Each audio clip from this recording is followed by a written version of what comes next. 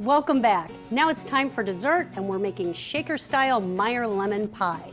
It's a classic recipe, but of course we put our twist on it.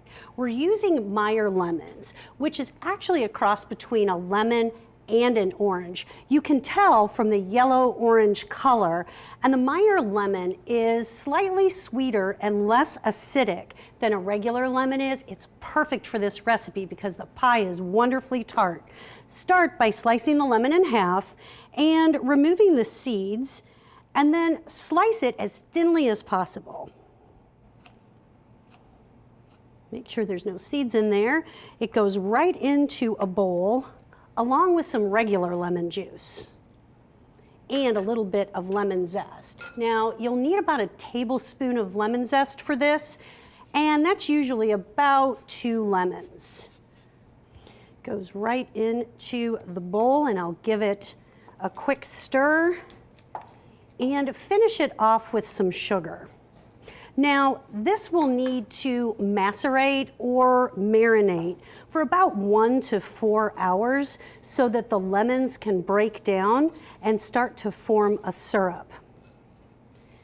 I have one that's already ready to go, and to finish the filling, I whisk together some butter, eggs, and flour.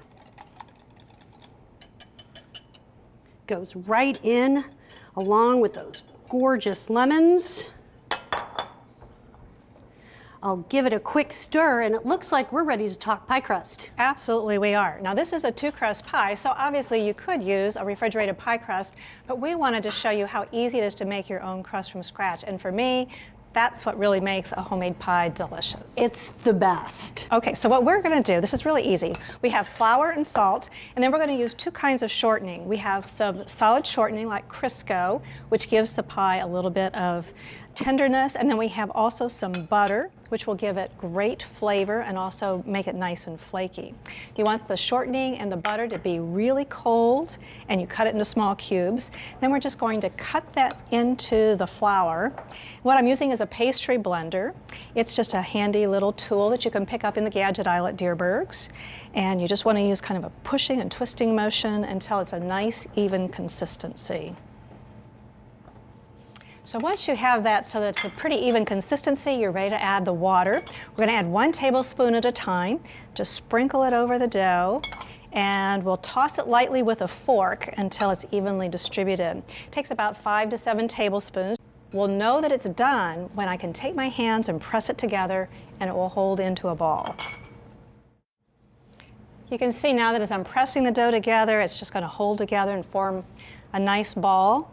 So that means I have plenty of liquid in it. Now the other thing I want to do though is refrigerate the dough for at least 30 minutes before I roll it out. That makes it much easier to roll.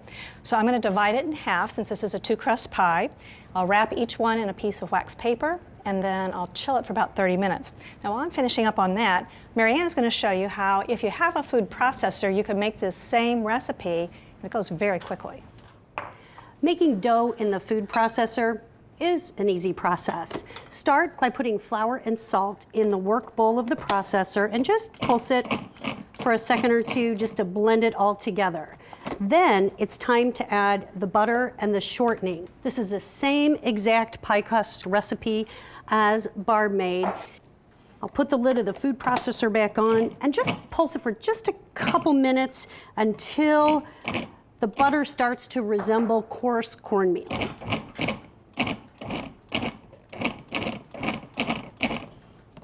That looks really good. Now, I'll slowly add water and keep pulsing. You don't want to turn on the food processor and just let it run because that'll overwork the dough.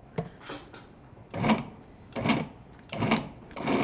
it's the same rule of thumb. You only want to process it until it holds together, because if you process it till it starts to really pull away, you've overworked the dough. It's really that simple. Okay. So, 2 ways to get to the same end, and once you've chilled it, we are ready to roll it out. So I have a disc of dough that's chilled here. Just going to unwrap this, and I like to roll the dough between 2 sheets of wax paper. I think that's a nice way to keep it from sticking to the counter. We want this to stay round, so here's what you want to do. You want to roll back and forth, then go side to side, And then make like an X to go corner to corner in 2 different directions. And if you keep rolling that way, when you're all finished, you're going to end up with a round piece of dough, which will fit your pie plate nicely.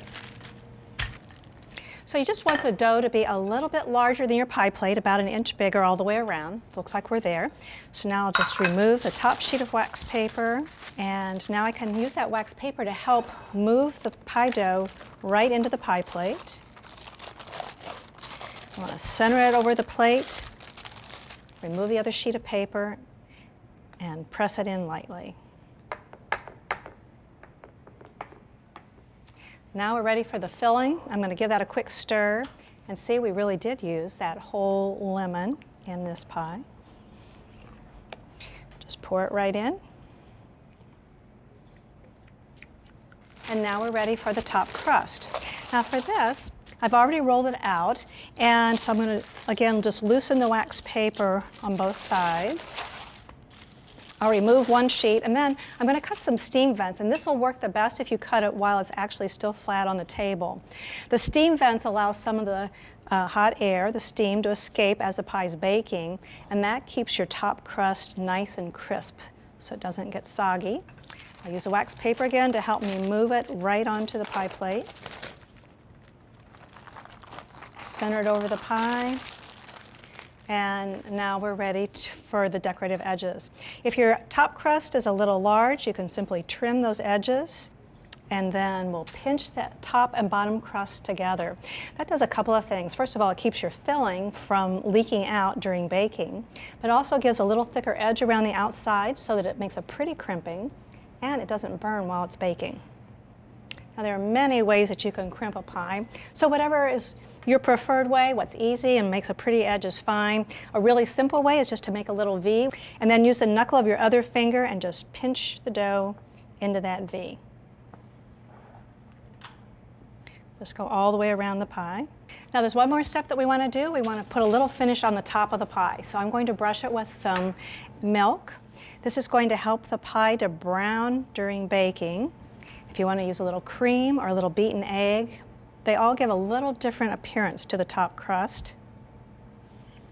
Just brush that lightly, and then we'll add a sprinkle of some coarse sugar. You can pick this up at Dierbergs Bakery.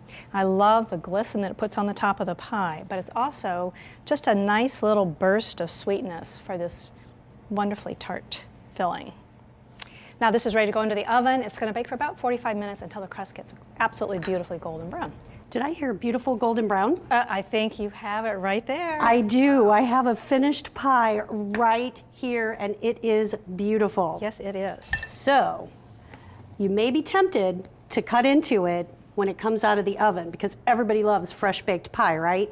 Let this cool to room temperature before you cut into it. That gives the filling a chance to settle, set up, and all the flavors to blend even more than they already have when you're baking it.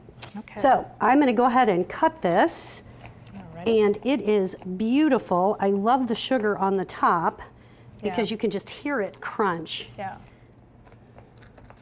Make sure that I have a nice good cut for this.